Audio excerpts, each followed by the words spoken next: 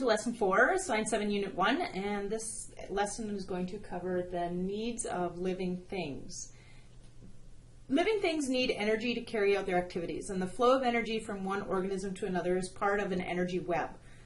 Organisms must have their basic needs in order to survive, and if an ecosystem doesn't have what an organism needs, you won't find that organism there. So BC has the greatest diversity of land and climate in Canada. What that means is we have many different types of land masses and many different types of climates within our province, more so than any other province in Canada. And we have 5 very distinct geographical areas. Each of these 5 areas has very unique features. Mountains, rivers, valleys, plateaus help define the boundaries of these areas. The plant and animal life and the soil and the climate in each of these 5 areas are different, creating zones. These zones are called biogeoclimatic zones. Zones with a particular biota, plants and animals, biology, geography, the surface features of the land, and climate, long-term weather. Okay? So there are 14 different zones in BC within those 5 areas.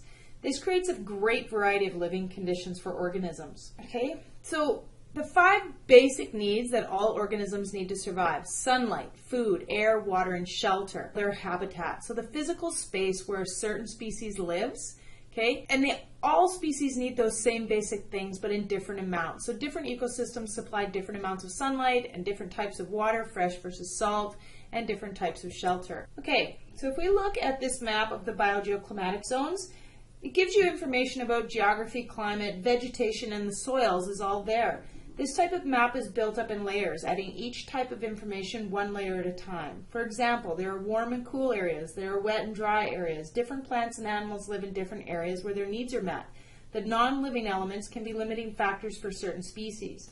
In the example of the Cohutsamine Valley, there are biogeoclimatic zones within it: the mountain hemlock ecosystem, the coastal western hemlock ecosystem, and the alpine tundra ecosystem.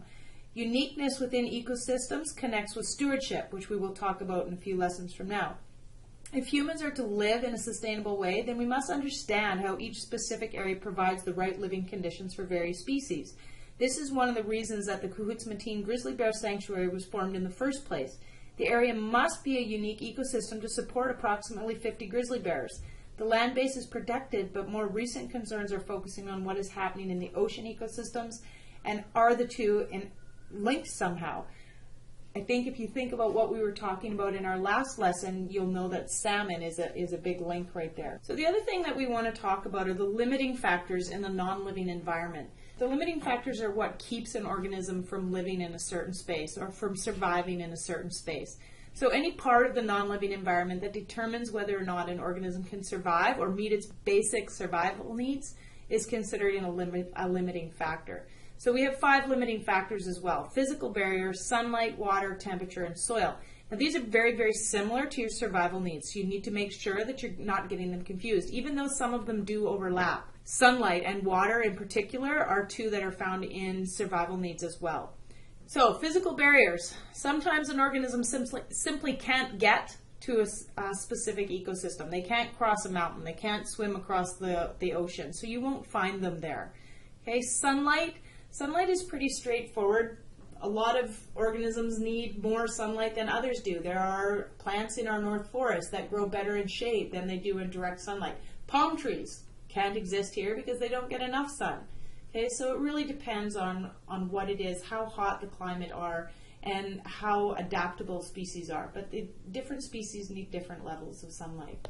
The same can be said for water. So different species need different types of water: fresh water versus salt water versus estuary type water. And the availability and type of the water in an ecosystem determines what kind of organisms can live there. So some animals need to drink water, absorb water every day. Others can go long periods without water, such as animals that live in deserts. Some animals need water to reproduce, like frogs. They need water in order to lay their eggs. Others need very specific types of water: salt water versus fresh water. Okay, as I mentioned before.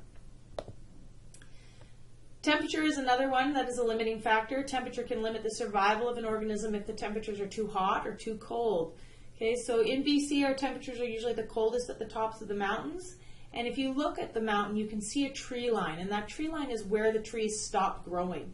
And because they stop growing there is because it's too cold above that mark for them to grow. So you get these very, very obvious lines of where the temperature is changing on mountains.